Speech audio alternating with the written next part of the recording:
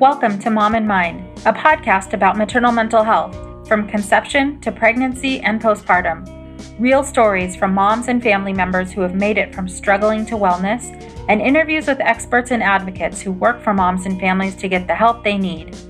We discuss very real struggles that can sometimes be hard to hear, but these are stories that need to be told so that moms and families can know that healing is possible. This podcast is meant to offer information and awareness and is not a replacement for treatment by a professional. Thank you for being with us today. Welcome to Mom and Mind. I'm your host, Dr. Kat. Today we have a very special guest, expert and author, Dr. Shoshana Bennett. I'm very honored and excited to have Dr. Shosh on the podcast today. She is a wealth of information, brings so much compassion to her work, and is an all-around fantastic person. Affectionately known as Dr. Shosh, she educates, engages, and empowers her audiences while discussing serious and often uncomfortable topics using humor, the latest research, solution-based protocols, and firsthand knowledge she gleaned after experiencing life-threatening postpartum depressions. After experiencing the life-threatening bouts of postpartum illness, Dr. Shoshana Bennett helped pioneer the field of maternal mental health. She founded Postpartum Assistance for Mothers in 1987, became president of California's state organization, Postpartum Health Alliance, and then served as president of Postpartum Support International. Dr. Shosh is the author of Children of the Depressed, Postpartum Depression for Dummies, Pregnant on Prozac, and is co-author of Beyond the Blues, Understanding and Treating Prenatal and Postpartum Depression and Anxiety.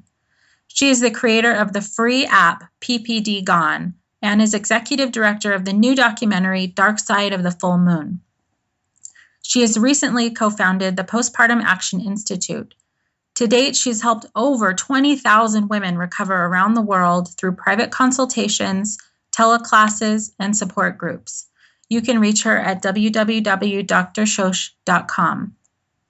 Okay, Dr. Shosh, thank you so much for being here and all of the work that you've done and all of the work you continue to do. I understand your passion for this work was ignited by your personal experience. Can you share a bit about that, about your path to being a champion in this field? Oh, absolutely. And thank you so much for that lovely introduction, Dr. Kat. And it's my pleasure to be here. Anything to forward and promote maternal mental health, right? And fantastic. I should say parental health. I mean, moms and dads need to be healthy. Absolutely. So as you mentioned in my bio, as you read, this passion of mine and this mission came directly from personal experience. I had been a special education instructor. I had been working at the community colleges in the San Francisco Bay Area, teaching rehab therapies and psychology and early childhood development and, all kinds of related topics. And then I had a baby. And that's what really launched me, because I truly lost myself. And those are the words, as you well know, that we hear from our clients as well. We don't feel like ourselves when we drop into a deep depression. So I experienced many of the perinatal mood and anxiety disorders. I was sort of a smorgasbord of almost all of them. And it was very, very scary at the time, because there was nothing. We're talking back in the 80s, when there was nothing but ignorance surrounding us. So I heard silly things from my OB, like all new mothers go through this, when I told my OB that, if life is going to be like this, I don't want to be here anymore. He just basically sent me home to get my nails done and do nice things for myself, and told me to put the baby down and I'd be fine. And later went to a therapist who was trying to psychoanalyze what must have happened between my mother and me when I was a little girl. And what she was bringing up was absurd, actually. And she was making up issues, when she couldn't find any real ones, she made them up. Anyway, in a nutshell, I realized after going through these illnesses, often on for a couple of years after having suffered a suicidal depression for 2.5 years after my firstborn, and then into a year after my second was born. At about that year mark, I found out that there was a name for this thing we now called postpartum depression, and there was possible treatment. So it was right then, when I was still extremely depressed and anxious, but it turned from just suffering into, I have to do something. I have to do something with this knowledge. If this was so common, I thought to myself, where was the help? Where were the professionals? Where were the support groups? And that's what really, threw me into this field with everything I had. Frankly, I had to do something with the intensity of pain that my family and I had suffered now for many years. And that's what really thrust me forward. And I started reading everything I could find from all over the world, that had been translated into English, and realized that the United States was far behind many other countries as far as assessing and also treating perinatal illness. So that's what really got me started. Wow. Thank you so much for sharing that. It seems that part of this work is really the professionals that I've run into anyhow are brought to this work through either their own personal experience or someone close to them. Yes. Who they were touched by and had some similar realization or call to action to help other moms. How far do you think we've come in getting help to these mothers? You're saying, a while back, this help wasn't available. Where do you think we are now? Well, compared to where we were in the 80s, we are so far ahead from where we were then. We've come a very, very long way. But of course, as you know, when we have a passion for changing the structure of things, and it never happens as quickly as we want. Just like our recovery from an illness doesn't happen as quickly as we want to. So we've come a very long way from the 1980s. Very happy to say. Do we also have a very long way to go before maternal mental health is focused on the way it needs to be? Yes. We've come a long way, though, with screening, with diagnosing, and with treating. But again, it never happens as quickly as we want. We still have a very long way to go. But the wonderful news is that we're going in the right direction. So you mentioned the film Dark Side of the Full Moon. That film, among others, have really helped to propel the field forward with that kind of information in theaters now, and in hospitals, and in educational institutions. So in many different ways, clinicians are being trained well now. If they're interested in finding proper training, it is now there. There is help for women no matter where they live in the country, actually, frankly, in the world at this point with technology. But this country, the United States, is going clearly in the right direction. Not as fast as we would want, right, Dr. Kat? Right. Absolutely. But we're getting there. And never did I think back, 1983, after I had my first, 1987, when I realized that there was a name for this, and that there could be some help out there. Never did I think we would be getting this far in my lifetime. So that's I want to end your question on a positive note, that although we still have a long way to go, we're getting there. Right. Right. So that is encouraging. And you're right, with the film and with all of the work that you've done. You've written several books which have contributed so much to the field of maternal mental health in getting the information out there and helping professionals and helping mothers. Can you please share with us more about your books? Happily. And, the way I write, I write without the lingo. That's the way I speak too. I don't like a lot of the wording that clinicians often throw around. And I know you and I are on the same page there. The way I write is it's for the public as well as clinicians. So each of my books, including the one co-written by Dr. Peck Inman, we write for the public. You don't have to be a clinician, although I'm happy to say that each of the books, the Postpartum Depression for Dummies, Pregnant on Prozac, Children of the Depressed, Beyond the Blues, they are all written as guides for clinicians as well. For instance, a Postpartum Depression for Dummies is used quite frequently by clinicians, not only for their clients, but also for the clinicians themselves to understand what needs to be said and done with their clients. So it's a guidebook for them as well, not only a step-by-step guide for suffering women or women who know they're high risk and want to prevent suffering the next time around with a subsequent baby. So Pregnant on Prozac I was asked to write these books, by the way.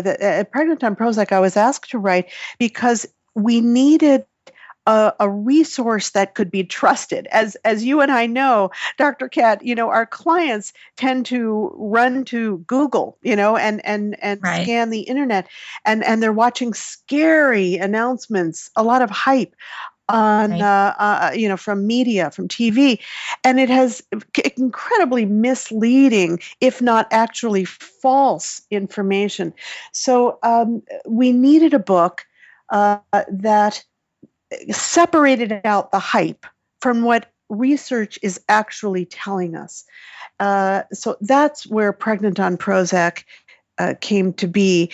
And it also helps pregnant women and couples make really good decisions for themselves. And that might be different for every person, right? There isn't a one size fits all. But the information is there. The up-to-date research is there. What's safe to take, what's not safe to take during pregnancy, and what we truly know about it. Children of the Depressed was written because we needed a way to end the intergenerational depression. As we know, depression can be it's not only biochemical, it can also be quote unquote learned, right? If it's modeled to us from parents or people around us. So I was asked to write Children of the Depressed as a giving strategies, very practical information and exercises in there, but to discuss how we can move forward, not only healing our own depression, but protecting the next generation. Because we as clinicians get this question and this worry all the time, from women. If I'm depressed, am I going to affect my children in some awful way? I mean, are they doomed to go through? Right. And the answer is no. And there are many, many ways we can watch our behavior, watch what we're saying, as we are healing and doing the right things for our own lives. We are also, in turn, with the right kind of help, we're protecting the next generation. So that's where that book truly came from. So that's a bit about these books. And if any of your listeners, Dr. Kat, have any questions or comments, or just they're wondering about certain things, or kind of jogs memory of their own pasts, or if anything pops up as they are reading my books, I always welcome those those contacts. So I'm very easily reached through right? drshosh.com. And to spell it out, it's DRSHOSH.com. So very easy to reach me. You can voicemail me Fantastic. right through voice message me right through the computer. You can email me. You can text me. I would welcome that from your listeners. Absolutely. And I do appreciate, and hopefully everyone listening can appreciate really how open you are with your experience and available you are to people who really want questions answered. I mean, you are in the forefront of really trying to bring this down to earth and not make maternal mental health issues a mysterious thing.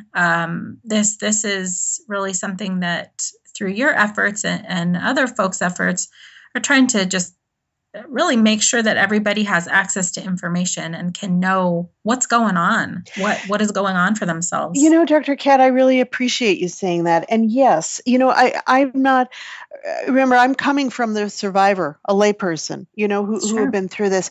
And, there's a lot of them and us, unfortunately. Mm-hmm. But clinicians are often taught, we are supposed to be a certain way, and we are treating them, those with issues. We are all in this together. And as we well know, this can hit anybody, regardless of what we do for a living, how intelligent we are, how loving we are, it's indiscriminate. So to make a separation, to me, makes no sense. That's why my books are written for clinicians as well as those suffering, and sometimes there's overlap. Right? Clinicians Absolutely. suffer too. You and I are called by pediatricians and psychologists and, emergency care nurses. It really doesn't matter.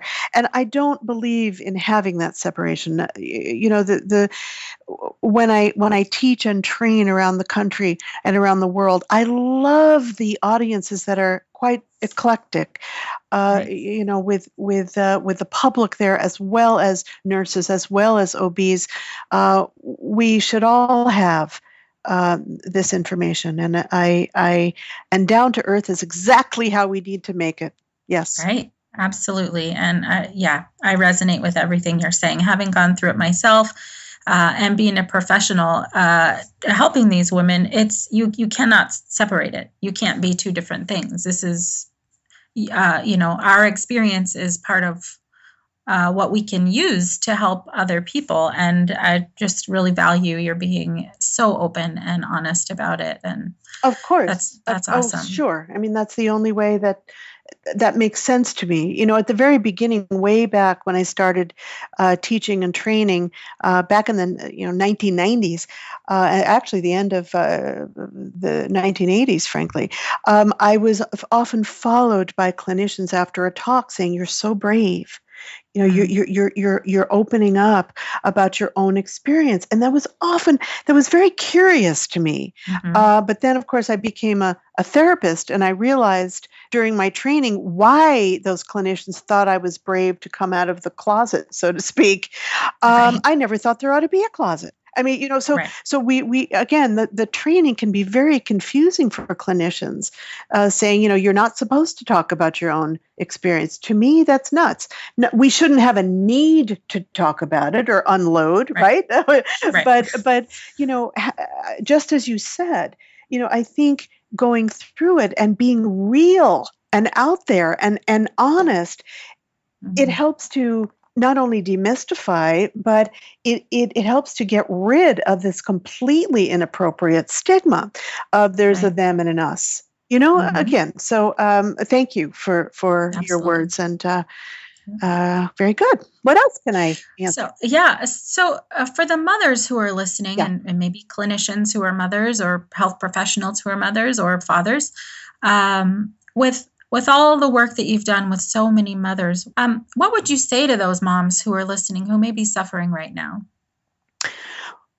With proper help, you will recover, and don't settle for anything under 100%, or for any clinician that says you're not going to be recovering to 100%. If that's what you're hearing, move forward. But you have everything, and again, I want to emphasize with proper help, not just with help. Right. You need to be seeing. I say to folks and on my app and anywhere they're listening or reading, specialized help is very important. But once you have found the right team of professionals, sometimes it's one person, sometimes it's more, you can expect to recover fully. And I always ask my clients, would you like yourself back, or would you like a better self back? And often I'll hear, well, first, I'd like my old self back. Let's see if that's even possible. But sure, Right. that would be lovely if I can get a better self. And that's what happens when they want a better self. That's what they get. And what I mean by that is that not only can you regain your old way of functioning, of thinking, but as we progress through the healing process of these disorders, when you have proper guidance, you can learn better ways of thinking. You can learn healthier ways of being and interacting with yourself, with relationships, of realizing really who you are, what your strengths are, maybe people around you that were never good for you, that you're learning how to assess, how to take care of yourself better, whether it's through nutrition or other means. But the silver linings, I call it, and actually in the Dummies book, there's a whole chapter on silver linings, and what you can expect if you want it, what you can have if you truly want it, a better way, and a healthier way, and a more joyful way to live your life, having been through the illness. Now, of course, when we're in the middle of crisis and you hear, not only are you going to live through this, you're going to thrive, a piece of our heads might not truly believe it fully. Right. And that makes total sense. And that's okay if you're not sure, if you have doubts, or you're thinking, oh, I don't know if they know how sick I really am, how awful I really feel. That's okay. You will get better in spite of your worries when you have specialized help. Right. So can you speak a little bit more to, if you can, the difference between help and specialized help? Oh, absolutely. Absolutely. It's not good enough to settle for someone, for a professional, just because he or she happens to be covered by insurance. If your baby were ill and needed a specialist, you wouldn't hesitate to get the right kind of help, even if it were out of pocket, even if you need to hawk your furniture, right? You would do whatever you needed to do to get help. Mommy's mental health should be at the very, very top of priorities. So this is not where you skimp. Okay, so you ask the right questions. In the Dummies book, by the way, I list those questions that where you can interview people, and don't be afraid. You need to really ask, elicit the right information so you know if you're working with somebody who's good. Some of it you're going to feel, even if they answer every question perfectly. You're going to feel whether somebody truly understands where you're coming from. But you want to ask where their specific training came from. Specific training in maternal mental health. What organizations do they belong to that are specifically focused on maternal mental health? What books, tapes, movies, DVDs do they should be able to rattle them right off the top of their head what they would recommend. What type of therapies do they use? They should be working with a short-term therapy like cognitive behavioral therapy, maybe interpersonal therapy. It is not appropriate for someone in crisis, a new mother who had felt like she's lost herself and doesn't know how to put one foot in front of the other. She needs to be working with short-term therapy, not a long-term psychodynamic every day. The traditional Freudian psychoanalytic, there might be a time and a place for that therapy, but not in crisis. You need to get out of crisis. So those are some of the questions that you would ask. Don't be afraid to move forward and find somebody else. just move along, I should say. Keep searching.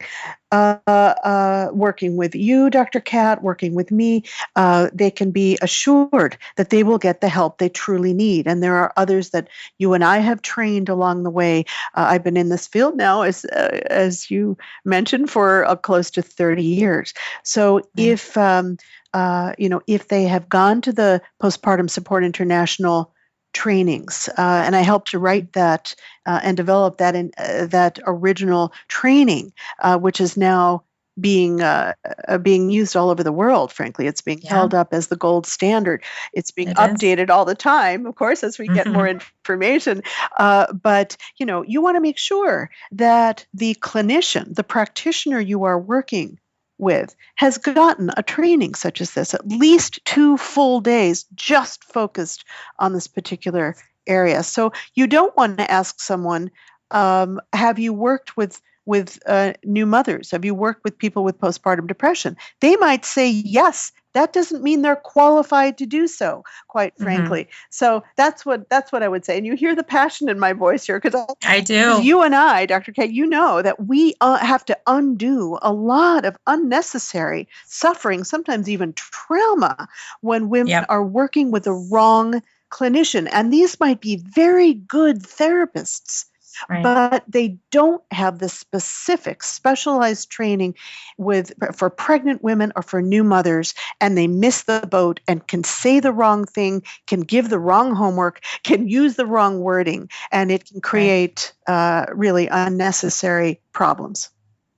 Right. And I really thank you for going through that with some detail, because absolutely, I do run into this also, people coming and saying, well, they saw a therapist, but it didn't seem like the therapist really understood.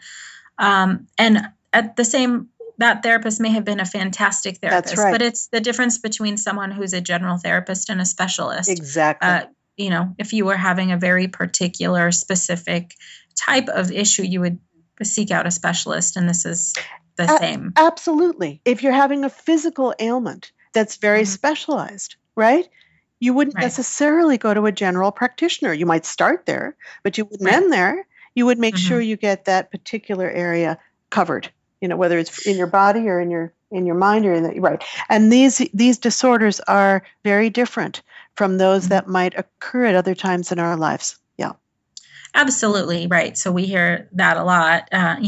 Depression is depression. How is it different postpartum? It's very different postpartum, and so getting that training is important for multiple reasons, but also just, if for nothing else, so that mom in front of you feels really understood. Absolutely. And you want help, the right kind of help, as fast as possible for many reasons, not only for your own well-being, but for your families. So this is not where you skimp. Don't settle for someone who's just mediocre when the quality of your life isn't moving forward. Yeah, absolutely. So that was a long-winded way of answering that question. No, it's good. It's good information. So I'm sure then, if there are providers listening, mental health professionals or other healthcare providers who are listening right now, who are already seeing these mothers in their office, but don't yet have the specialized training, what perspective can you offer to them to invest in the training? And how would it benefit them to have the specialized training? First, I want to give them a compliment for listening to your show, because these are clearly clinicians who care and want to provide stellar help to the women coming to them. So, the next time we speak, I will certainly talk about the Postpartum Action Institute. It's a very, very, it's a wonderful and quite unique training. So that is certainly, and certainly these clinicians listening can go. Actually, if you're a non-clinician, absolutely, this Postpartum Action Institute is not just for clinicians by any means, but you can go to postpartumaction.org, and I'll get into more depth. Hopefully, we can we can speak again because I'm looking. Oh, at the clock here. absolutely. So that's definitely a training that would be appropriate. Also, going to postpartum.net and finding out where the 2-day trainings are being held. They're always held before a Postpartum Support International Conference, and also at various times throughout the country. So those would be my top two suggestions. There are some online trainings as well.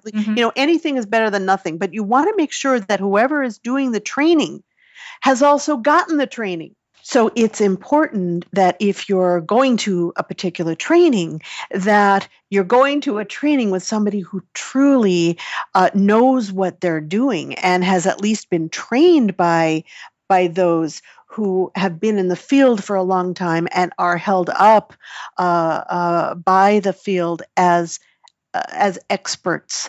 So be careful who you take your training from. You want to go to an agency, an organization, a person who has been adequately trained to get your training. Right. Absolutely. And how would having a specialized training benefit the healthcare professionals themselves in terms of, even if they're not therapists, to have some bit of training? How would it help them in their work?